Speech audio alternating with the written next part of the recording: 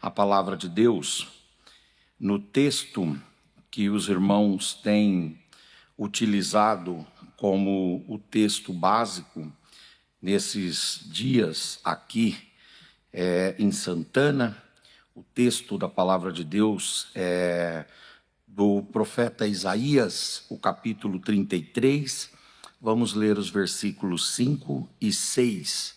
A maior parte dos versículos que eu vou citar aqui, eu vou citar os versículos da Almeida Revista e Corrigida, e em alguns momentos a NTLH, a nova tradução na linguagem de hoje, mas no geral vou citar aqui sempre textos da ARC. Então diz assim a palavra de Deus: o Senhor é exaltado, pois habita nas alturas. Enche a Sião de retidão e de justiça, e haverá estabilidade nos teus tempos, abundância de salvação, sabedoria e ciência, e o temor do Senhor será o seu tesouro. Amém. Queridos irmãos, Deus colocou no coração do pastor Flausilino, para este ano de 2026, o tema da estabilidade. Este ano eu tenho acompanho sempre através da internet, a transmissão dos cultos aqui, e os irmãos têm profetizado que o ano de 2026 será o ano da estabilidade. Esse tema é um tema muito propício para o nosso tempo, porque em qualquer perspectiva que nós olharmos, esses nossos dias são dias de instabilidades. O apóstolo São Paulo, quando ele escreveu para o jovem pastor da igreja de Éfeso, o Timóteo, em 2 Timóteo, capítulo 3, versículo 1, Paulo disse assim: sabe, porém, isto, que nos últimos dias sobrevirão tempos trabalhosos. Estes nossos tempos podemos definir como os tempos que Paulo profetizou ali, como sendo um tempo trabalhoso. Nós estamos num tempo que podemos chamar de tempos trabalhosos. E esses nossos tempos são tempos trabalhosos por diversas razões. Eu vou elencar aqui algumas destas razões. Em primeiro lugar, o nosso tempo é um tempo trabalhoso, um tempo difícil, um tempo complexo, porque nós estamos vivendo numa sociedade considerada a sociedade do cansaço. Eu tive a oportunidade de ler recentemente uma obra de um sul-coreano, um sociólogo, chamado Byung-Chul Han. E o Byung-Chul Han, ele escreveu lá na Alemanha, no ano de 2010, um livro que define bem esse nosso tempo. O livro se chama A Sociedade do Cansaço. E esse livro define muito bem o nosso tempo. O Chul Han, ele explica por que nós podemos considerar o nosso tempo e a nossa sociedade como uma sociedade exaurida, uma sociedade extenuada, uma sociedade cansada, de pessoas cansadas. E ele diz que a nossa sociedade é assim porque nossa sociedade ela vive uma transição, uma mudança, daquilo que ficou historicamente conhecido como uma sociedade disciplinar e uma sociedade do desempenho. No passado, predominava a sociedade da disciplina. Então, nós crescemos ouvindo expressões proibitivas, impeditivas, cerceadoras, como, por exemplo, não pode, como, por exemplo, é proibido, ou, por exemplo, você deve obedecer. E nós fomos criados num ambiente de instituições, fábricas, escolas, universidades, quartéis, prisões, mas principalmente a igreja, instituições que disciplinavam as pessoas. Hoje isso mudou, hoje não é mais assim.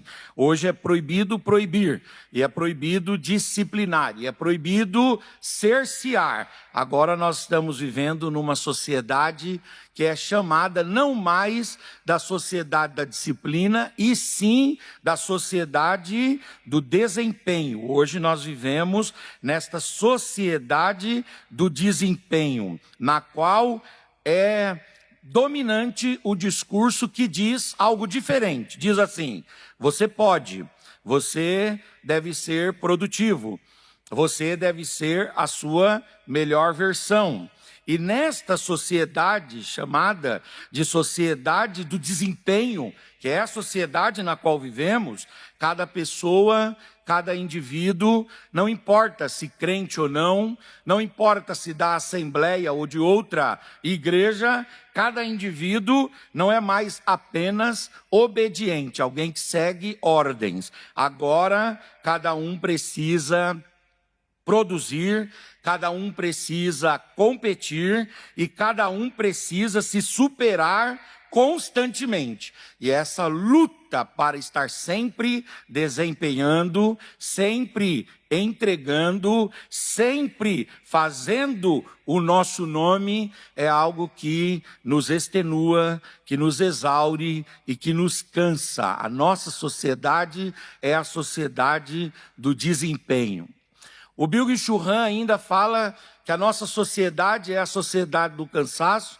Em segundo lugar, porque nós vivemos sujeitos ao desempenho, ou como sujeito de desempenho.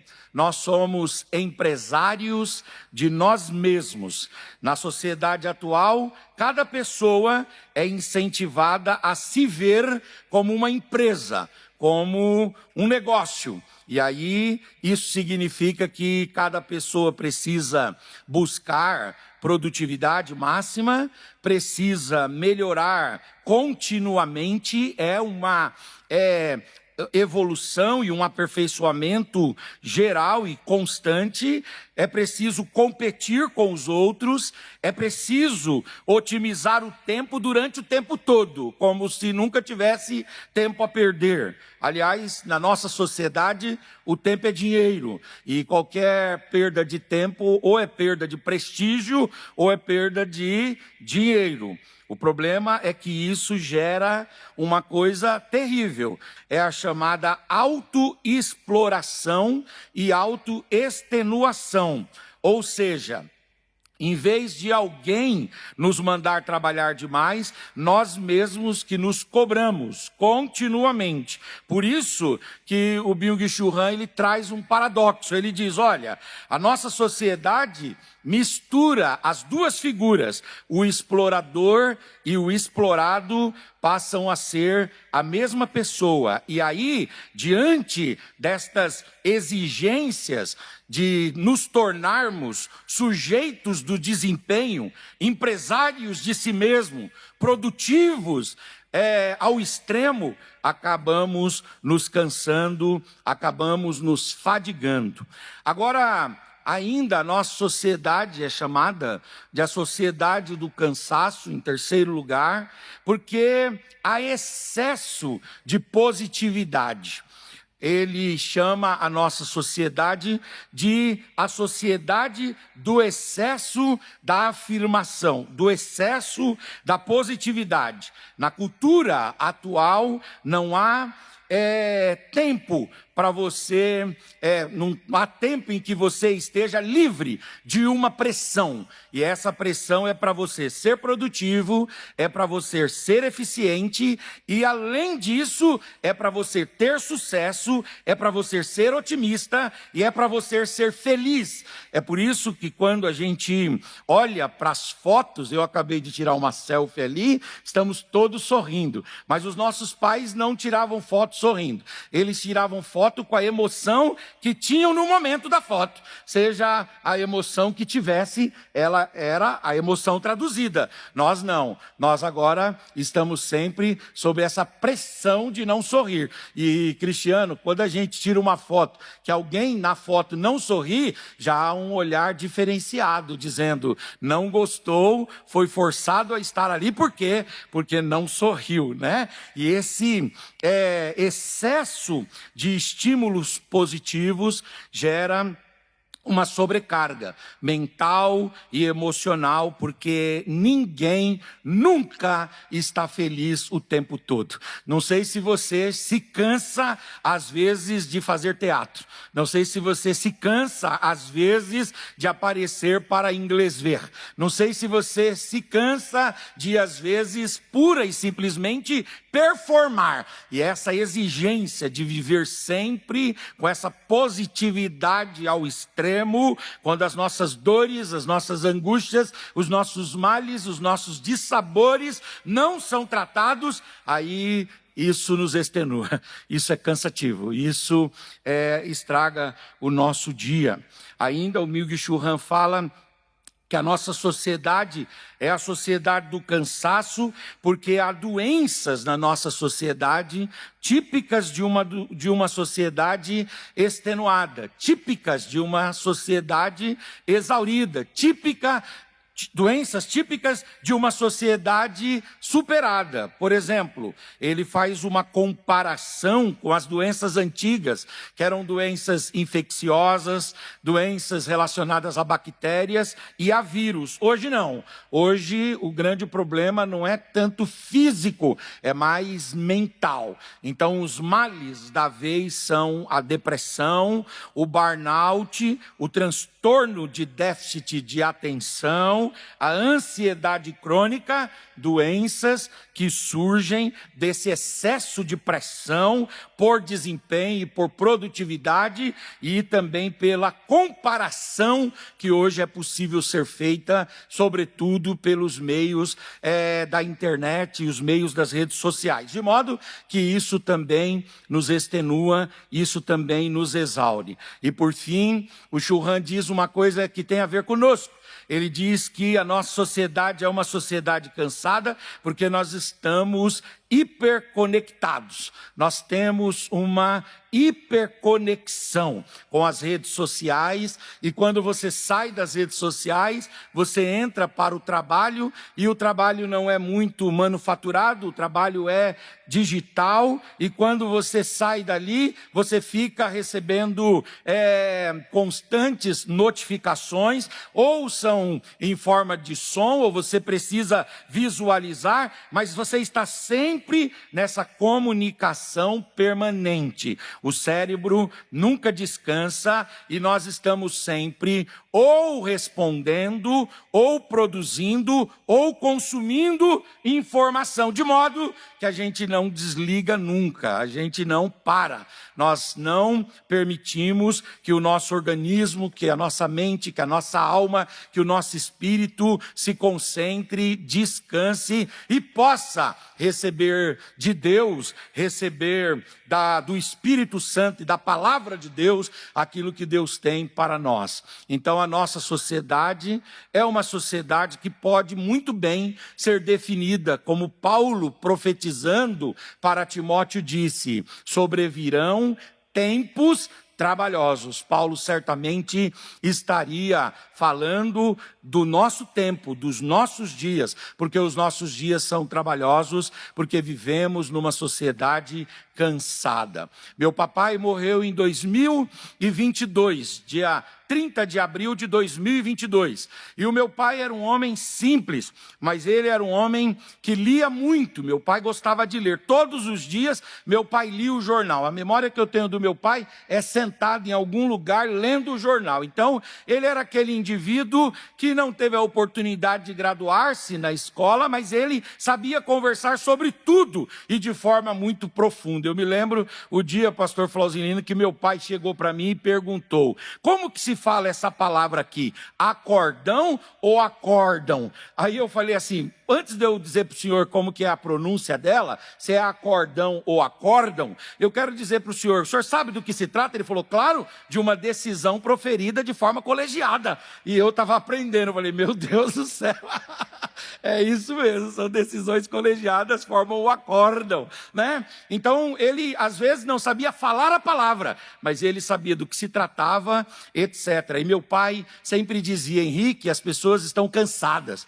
Por quê? Porque ele dizia assim, uma coisa é você encontrar a pessoa sexta-feira à noite, 11 horas, extenuada, estafada, superada e vencida. Outra coisa é você encontrá-la às 7 horas da manhã, seja na padaria, seja na rua, seja no Uber, seja no táxi, seja no trem, seja no ônibus, no avião, entrando para o trabalho com aquela cara de quem foi moído no final de semana ou não teve tempo de se restaurar. Então, ele dizia, de fato, as pessoas estão cansadas. E eu perguntava, pai, por que as pessoas estão tão cansadas? E ele sempre me respondia, ele dizia assim, olha, elas estão cansadas porque hoje a gente lida com muitos itens, são muitos itens, são muitas coisas. Hoje nós não temos tempo para parar, para descansar, hoje nós não temos tempo para nos refazer, nós estamos hiperconectados e ao mesmo tempo em desenvolvimento e também em produtividade constante.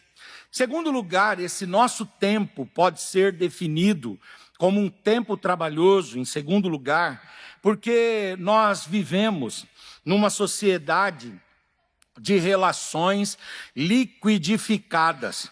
Nós vivemos naquela relação que um sociólogo também, os irmãos aqui são muito bem instruídos e ensinados, biblicistas, mas têm um conhecimento da cultura geral e sabem muito bem que em 2003 o polonês sociólogo Zygmunt Bauman, ele lançou um livro chamado Amor Líquido.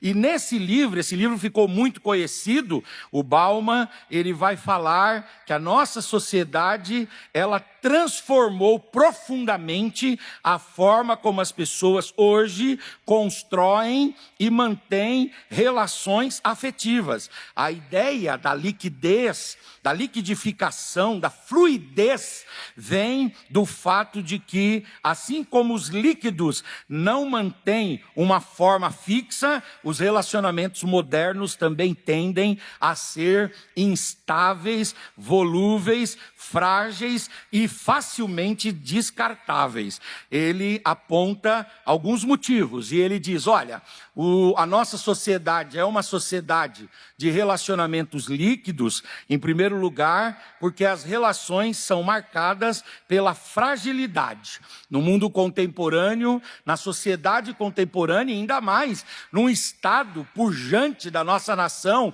e numa cidade pujante do nosso estado, que é São Paulo, os irmãos todos vivem isso. Ou seja, os vínculos afetivos se tornaram menos duradouros e menos sólidos. No passado, os relacionamentos, especialmente no casamento, na amizade e nos negócios, eles eram pautados pelos compromissos duradouros. Eu me lembro que a minha mãe mandava que eu e meus irmãos fôssemos a uma venda que tinha perto de casa, e a minha mãe me mandava sem dinheiro, e ela dizia assim: vai lá e diga que a dona Patrocínia está pedindo, e fala para ela anotar no caderninho, e depois eu passo lá para acertar. E eu fazia a compra lá, e eu sempre aproveitava para pegar uma Mirabel. Os irmãos aqui não sabem o que é Mirabel, né? Mas eu aproveitava para pegar uma Mirabel. Por quê? Porque ia ficar na conta da mãe mesmo, e naquele né? A mãe só ia ficar sabendo aquilo lá no final do mês. Aí eu pegava uma Mirabel para comer. Os irmãos não sabem o que é Mirabel, é uma bolachinha, né? Muito bem, mas hoje não é mais assim. Hoje você vai tomar um café, você precisa pagar. Nós temos novas formas de pagar e menos formas de estabelecer compromissos duradouros, alianças de vida e responsabilidades permanentes. As pessoas hoje tratam as relações como experiências temporárias. As pessoas querem relacionamentos que tragam satisfação, mas sem assumir grandes riscos ou grandes compromissos duradouros. Então, ele diz o seguinte, o Bauman: olha, a nossa sociedade é de relacionamento líquido. Por quê? Porque as relações são frágeis, as relações são fracas, as relações, elas são feitas de uma corda só, porque Salomão falou que o cordão de 3 dobras, ele não se quebrará facilmente, mas as pessoas não vinculam três dobras num cordão ou 3 cordões, né? Eles não fazem isso. Geralmente mantém a relação mais frágil possível para desconectar, para sair de cena a qualquer tempo. Ainda a nossa sociedade é de relações líquidas, porque a nossa sociedade ela é marcada por pessoas que têm medo de compromisso. O Bauman, ele vai dizer o seguinte: a sociedade moderna, ela valoriza muito a liberdade individual, mais do que os compromissos relacionais. Por isso, muitos indivíduos temem relacionamentos profundos. E aí, eles temem que esses relacionamentos limitem a sua autonomia, criem dependência emocional e impeçam novas oportunidades e novos relacionamentos. Então dizem: eu não vou aprofundar aqui, porque depois eu vou conhecer outro ali, eu não vou me tornar íntimo aqui, eu não vou afinar a minha relação aqui, porque eu posso ter outras oportunidades. Aí surge, como o Bauman diz, um paradoxo. Por quê? Porque por um lado, todo mundo diz querer intimidade.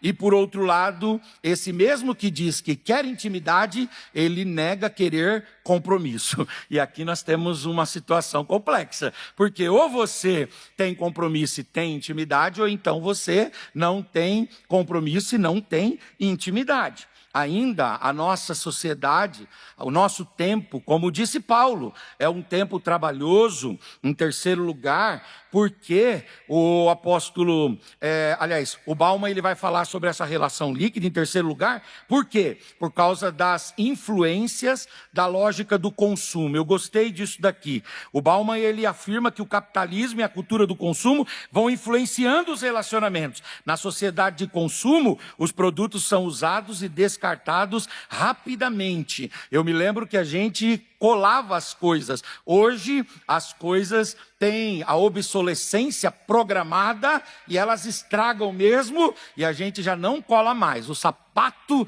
não cola mais, a bolsa já não costura mais. Por quê? Porque simplesmente os produtos são usados e, quando usado em demasia, são descartados. Tudo precisa ser substituído e a novidade é sempre muito valorizada. Estão no iPhone 15, querem um 16, estando no 16, querem o 17, estando no 17, querem o último nível do 17, estando no carro 2023, querem o 24, estando no 24, querem o 25, estando no 25, querem o 25, modelo 2026 e o 26, modelo 2030, porque essa angústia de que o novo é sempre melhor, de que aquilo que vai chegar é sempre algo que vai trazer maior satisfação. E essa lógica do consumo consumo invade as relações. E aí as pessoas vão estabelecendo relacionamentos que passam a ser simplesmente fonte de satisfação rápida,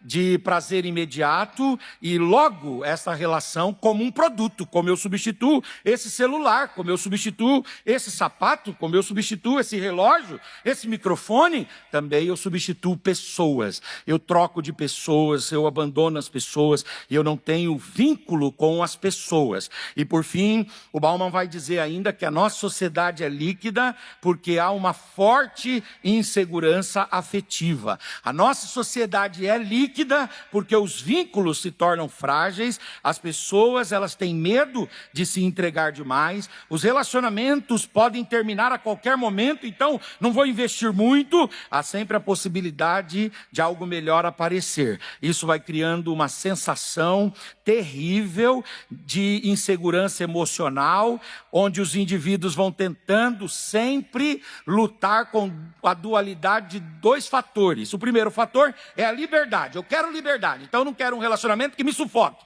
Mas, por outro lado, eu quero uma segurança afetiva. E aqui tem um conflito, um paradoxo. Por quê? Porque se eu quero a liberdade, então não dá para eu desejar a segurança afetiva. E se eu quero a segurança afetiva, eu não posso desejar toda a liberdade. Na segurança afetiva eu vou ter um pouco de liberdade. E na liberdade eu posso ter um pouco da segurança afetiva. Eu não posso ter um ou outro exclusivamente, ou totalmente, ou completamente, plenamente. E aí isso vai fazendo com que a sociedade se torne uma sociedade de relações fracas. E outro fator que ele aponta é o fator das redes sociais. E eu vou dizer uma coisa para os irmãos, isso é verdade. Eu, pela misericórdia de Deus, tenho meu canal de pregações lá no YouTube, tem mais ou menos 1.500 seguidores lá. Eu tenho 2 perfis no Instagram, um eu tenho quase 6.000 e no outro eu tenho quase 1.000.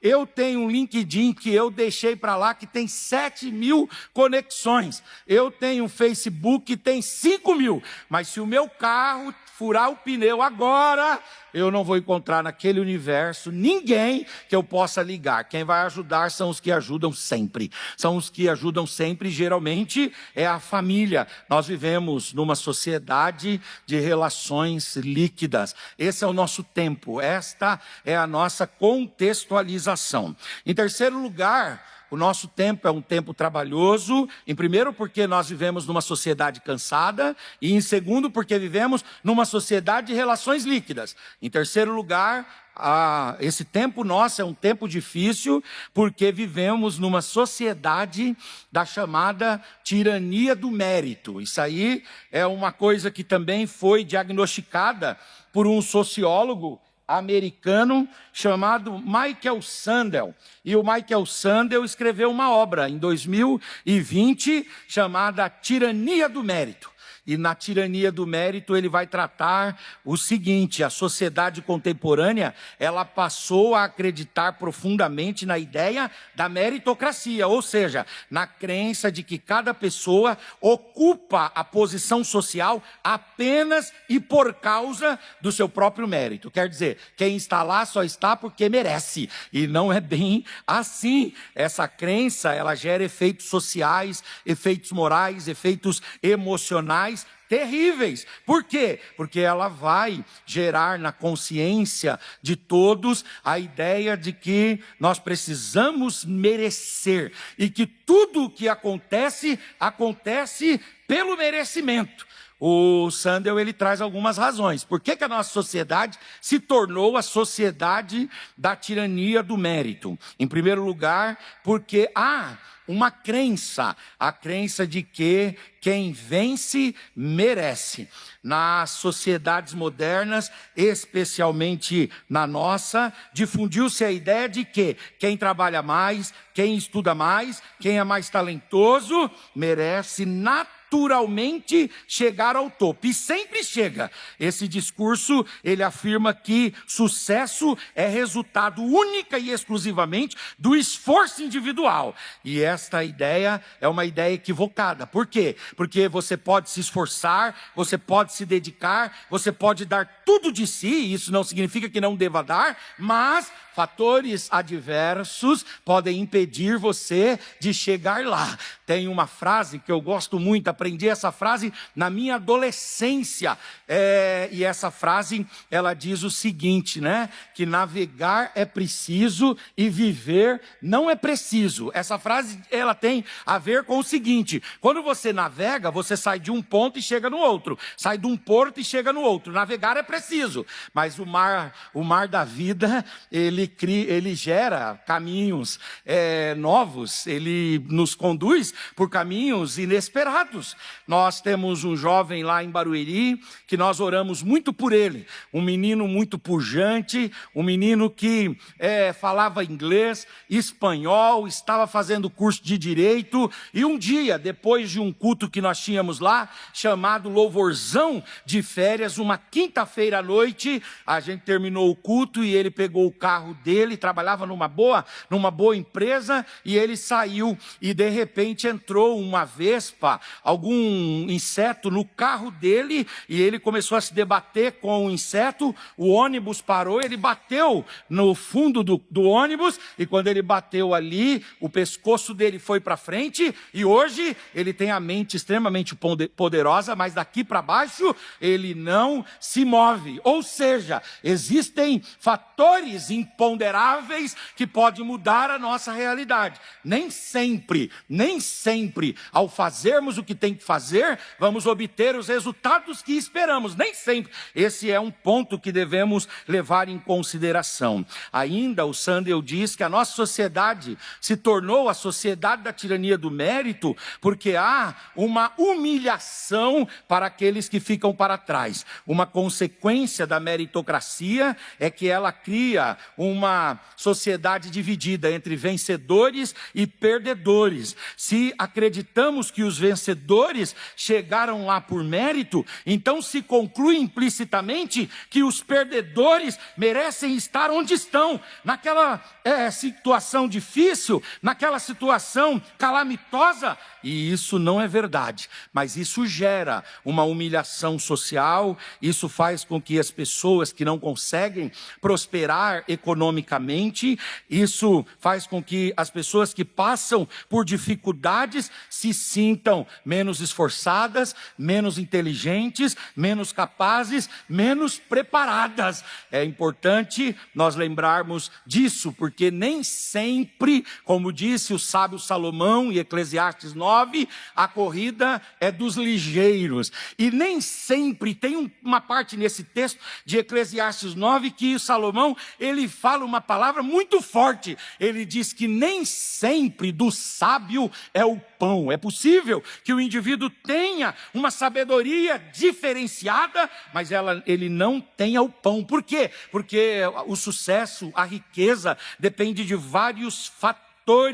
E ainda a tirania do mérito se instalou em nossa sociedade. Em último lugar, por quê? Porque há a ilusão de que pessoas de sucesso chegaram lá sozinhas, chegaram lá porque colocaram elas mesmas as pedras em seus caminhos e foram pisando nas pedras e arrancando pedras e construindo a própria história. Na verdade, é importante lembrar as heranças de família, é importante lembrar as influências de professores, é importante lembrar as estruturas sociais que cada um vive, da qual cada um vem, é importante lembrar das instituições com as quais cada um teve contato e das oportunidades que cada um teve na vida. A vida, ela é feita também de oportunidade, é feita de momento, é feita de situações, e nem sempre quem chega lá é quem merecia. Às vezes outros fatores o levaram para ali.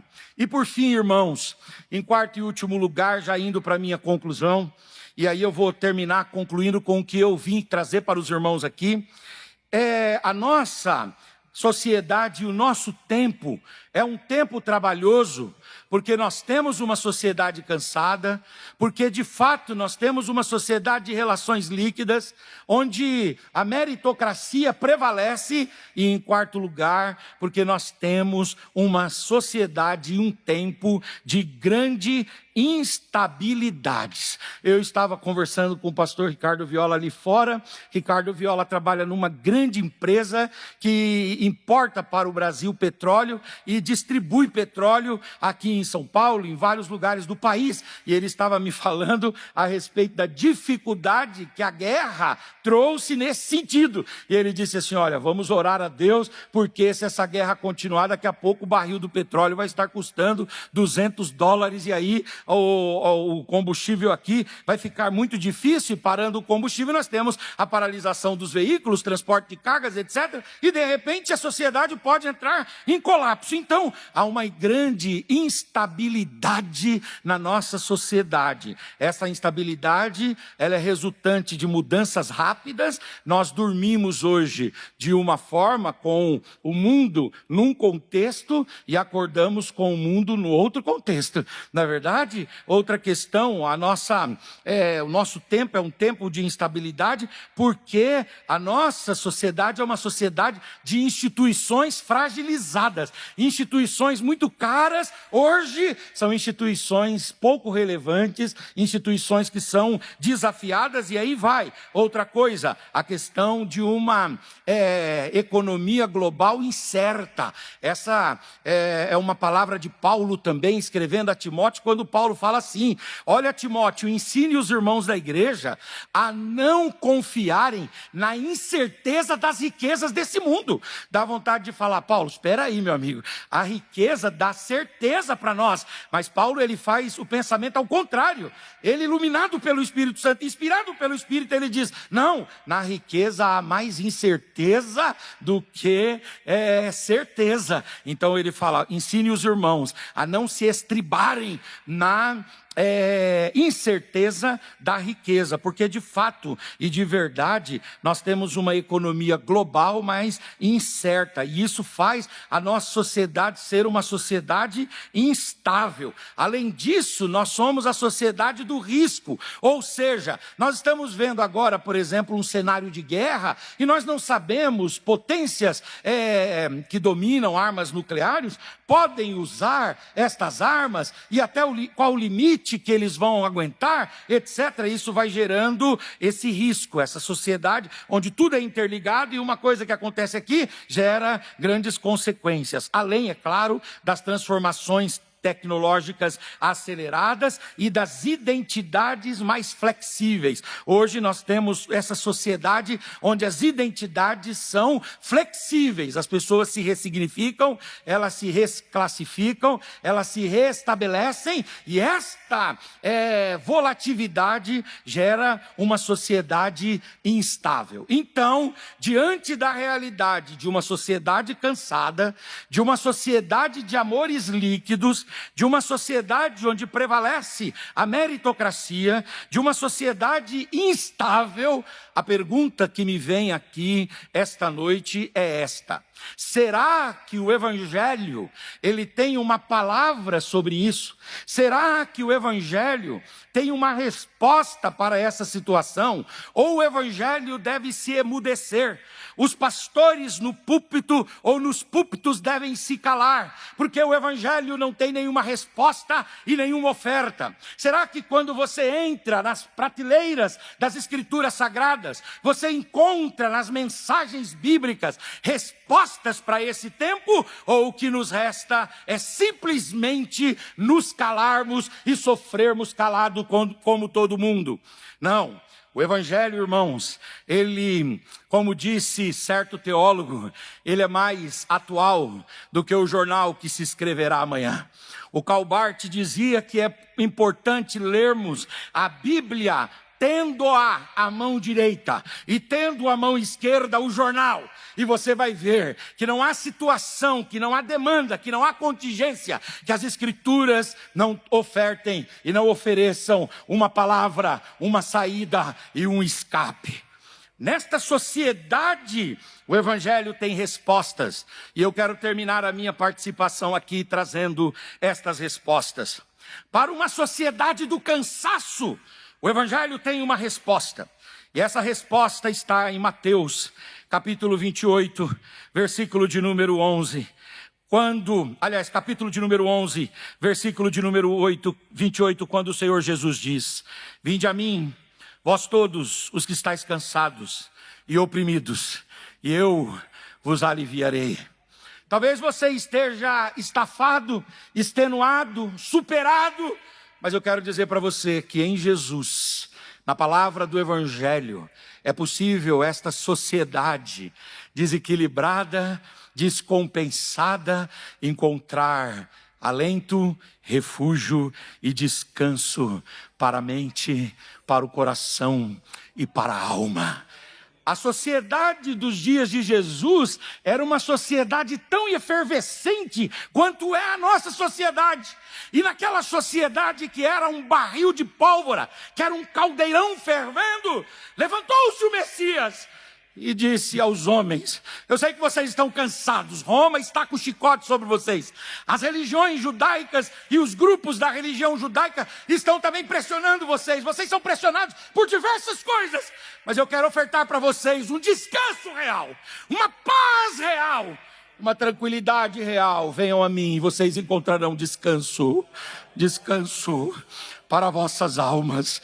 Todas as vezes que você estiver a um ponto, quando você estiver por um fio de colapsar, ouça a voz de Jesus dizendo: venha a mim cansado, oprimido, porque no meu afago, no meu abraço, no meu apoio, nas minhas mãos, você tem alívio para a sua alma. Nós usamos muito esse versículo para aqueles que estão cansados no aspecto de pecados, aqueles que estão no mundo, mas esse versículo é um versículo direcionado por Jesus aos seus discípulos, aos seus servos, dizendo: venham a mim e vocês vão encontrar descanso para as vossas almas. Em segundo lugar, o Evangelho tem uma resposta para essa sociedade de amores líquidos, para essa sociedade de relações frívolas. O Senhor tem uma resposta, e a resposta está no Evangelho de Jesus Cristo, segundo escreveu o evangelista São João, lá no capítulo de número 3, versículo 16, no texto áureo da Bíblia, quando João diz: porque Deus amou o mundo de tal maneira que deu o seu Filho unigênito, para que todo aquele que nele crê não pereça, mas tenha a vida eterna. Oh glória, oh glória, oh glória, oh glória. Eu gosto muito desse texto áureo, mas eu gosto muito também do finalzinho do versículo 1 de João 13. E o versículo 1 de João 13, lá no finalzinho, o versículo 1 vai dizer assim: ora, antes da festa da Páscoa, sabendo Jesus que era chegada a sua hora de passar desse mundo para o Pai, como havia amado os seus que estavam no mundo. Poderia falar comigo essa última frase? Amou-os até o fim. No 3, 1, 2, 3, amou-os até o fim. Ele não ama até a primeira dificuldade, até o primeiro embate, até a primeira rebeldia, até a primeira blasfêmia, até a primeira murmuração. Não! O Senhor nos ama até o fim. Ele amou até o fim, Ele nos amará até o fim. Levante a sua mão, por gentileza, levante a tua face, levante a tua voz, abra a sua boca e dê uma palavra de adoração. Ele te ama na segunda, na terça, na quarta, em janeiro, fevereiro, março, com 10 anos, 20 anos, 80 anos, 100 anos, 200 anos, por toda a eternidade. Ele ama até o fim. Ele tem compromisso. Nessa sociedade que ninguém tem compromisso com ninguém, eu quero dizer para você que você não está sozinho. Jesus tem compromisso com você. O amor de Jesus está sobre você. E o amor de Jesus vai cuidar de você. O amor de Jesus vai cuidar de você. Levante mais alta a sua mão, por gentileza. Levante a sua voz. Se você puder, dê um brado de glória a Deus e aleluia. Akandarama Shurabai. Akandarama Shurabai. Erecandorema churabai. Lamanacandorama churamai. Nessa sociedade, em terceiro lugar, da meritocracia, desse utilitarismo, onde você precisa fazer por merecer, o Evangelho tem uma palavra, o Evangelho é intrometido. Ele fala assim: eu tenho uma opinião sobre isso aí. Ah, mas não sei o que, coloca a minha opinião aí. Pode colocar a opinião de todo mundo, de todos esses povos aí, pode colocar. Mas coloca a minha opinião aí também. A opinião do Evangelho está lá, em Efésios capítulo 2, versículo 8. No 3, 1, 2, 3. Porque pela graça sois salvos, por meio da fé. Isto não vem de vós. Isso é dom de Deus. Não vem da obra, para que ninguém se glorie. Lamachurabai. É claro que nós temos que nos esmerar, nós temos que fazer o nosso melhor. É claro que nós precisamos nos dedicar, nós precisamos fazer aquilo que é um esforço hercúleo. Como diz o ditado popular, das tripas um coração. Se eu te der um monte de tripa e falar assim, faz um coração, você vai ter dificuldade. Mas nós precisamos às vezes fazer das tripas um coração. Mas não é isso que nos garante o sucesso. O que garante o nosso sucesso não é a nossa força, não são as nossas motivações, não é o nosso preparo pura e simplesmente. O que garante o nosso sucesso é a graça indescritível e maravilhosa de Deus. E essa graça está sobre você, essa graça está sobre a sua família, essa graça está sobre a sua casa. O Senhor vai dar um ano de paz para nós e de estabilidade, não porque nós temos condições de parar coisas que vêm contra nós somente, mas porque há uma perene graça de Deus sobre as nossas vidas. Levante a mão, se você puder, levante a face, levante a voz, abra a sua boca e dê uma palavra de adoração e de louvor ao Senhor. Com a permissão do pastor Flausilino, fica de pé no seu lugar em nome de Jesus. Será que é possível colocarmos o texto do livro do Gênesis, lá no capítulo, deixa eu ver aqui, eu anotei aqui no meu tablet e apagou, mas eu quero muito ler esse texto com os irmãos. O texto do Gênesis 32 e 10, e esse eu queria na NTLH, se fosse possível. Gênesis 32 e 10. Olha o que diz o texto de Gênesis 32 e 10. Se pudéssemos ler também juntos, no 3 na NTLH, vamos lá? 1, 2, 3. Eu, teu servo, não mereço toda a bondade e fidelidade com que me tens tratado, pois quando eu atravessei o rio Jordão, eu tinha apenas um bastão, e agora estou voltando com estes dois grupos de pessoas e animais. Quem está falando isso aqui é Jacó. Os irmãos conhecem bem. Quando Jacó fugiu de Canaã para Padã Arã, ele não levou nada, só um pedaço de madeira. E não era um bastão feito num artesão, não. Era um bastão que ele colocou um pé em cima de um galho assim, quebrou e pegou aquele pedaço. E ele atravessou o rio Jaboque. Quando ele foi para Padã Arã, ele atravessou tendo na mão apenas aquele cajado. Ele não tinha o pai, ele não tinha a mãe, ele não tinha o irmão, ele não tinha herança, ele não tinha nada. Ele só tinha aquele bastão. E aquele bastão era o que ele usava como apoio para chegar lá na casa do tio Labão. O Labão mudou o salário dele quantas vezes? 10 vezes.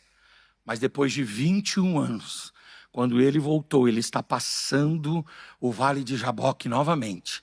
E quando ele está passando esse Vale de Jaboque, que é molhado pelo Rio Jordão, ele diz assim: quando eu atravessei a primeira vez aqui, eu não tinha nada. Mas 21 anos depois o Senhor me faz voltar. E eu tenho tantas pessoas, e eu tenho tantos bens, e eu tenho tantos animais, que eu tenho 2 bandos. Qual era a bênção da primogenitura, os irmãos lembram? A bênção da primogenitura era a dupla honra. Ele diz: eu saí daqui e eu só tinha um bastão velho. Mas agora, 21 anos depois, o Senhor me faz voltar. E eu, de fato, sou o primogênito. Eu sou o primogênito. E o Senhor me abençoou com a dupla honra. O Senhor me abençoou com 2 bandos. Eu tenho mulheres, eu tenho filhos, eu tenho bens. E aí é engraçado, irmãos, que ele não atribui isso ao seu esmero, aos 21 anos que ele trabalhou lá. Ele diz, não, foi a bondade e a fidelidade de Deus que foram sobre mim. É a bondade de Deus, é a graça de Deus que nos faz prosperar. Levante essas mãos. Levante a tua face, por gentileza. Levante a tua voz. Abra sua boca, porque a bondade de Deus vai te acompanhar. A misericórdia de Deus vai te acompanhar. A fidelidade de Deus vai te acompanhar. A graça de Deus vai te acompanhar. A graça de Deus vai compensar as tuas carências. A graça de Deus vai compensar as tuas faltas. A graça de Deus vai cobrir aonde você não pode cobrir. A graça de Deus vai fazer o que você não pode fazer. Vai agir aonde você não pode agir. As suas mãos são limitadas, seu pensamento é limitado, suas emoções são limitadas. Mas há um Deus dos céus, ilimitado, poderoso, infinito, indescritível e glorioso. E Ele estende a sua graça sobre nós. E a graça de Deus que nos prospera. A graça de Deus que nos prospera. É a graça de Deus que nos prospera. É a graça de Deus que nos prospera. Você pode falar isso para esse seu irmão? A graça de Deus te prosperará. A graça de Deus te enriquecerá. A graça de Deus sustentará a sua família, a sua casa, o seu casamento. O que vai garantir que esse barco não afunde não é a habilidade do remador, nem a experiência do capitão. É a mão poderosa de Deus que vai sustentar essa viagem. A mão poderosa vai sustentar essa viagem. Nós vamos chegar do outro lado. Quem puder cantar, cante. Nós vamos chegar do outro lado. Quem puder adorar, adore. Nós vamos chegar do outro lado. Porque a graça e a graça de Deus estará sobre a nossa vida todos os dias.